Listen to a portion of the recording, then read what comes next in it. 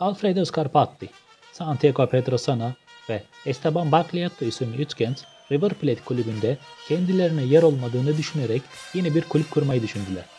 Sonradan kendilerine katılacak 3 arkadaşları ile birlikte La Boca'daki bir bankta kulübün ismine karar verdiler.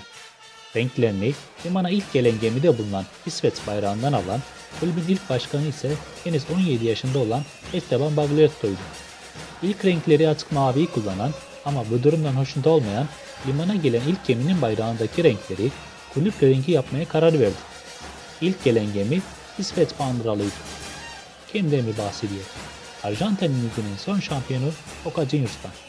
Haberimizi geçmeden önce bu futbol kanalımıza abone olup bildirimini atarak bize destek olabilirsiniz. Arjantin Süper Ligi'nin son haftasında Gimnasia'yı 1-0 yenen Boca Juniors 2019-2020 sezonunda şampiyonluğa ulaştı.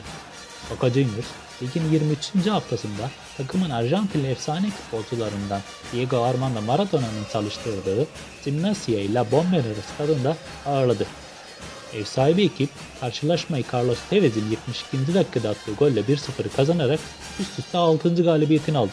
Bu galibiyetle 48 puana çıkan Boca Juniors son haftayı lider giren River Plate'in Atletico Tucumán deplasmanından bir birlik beraberlikle dönerek 47 puanda kalmasıyla tarihinin 34. şampiyonluğunu elde etti.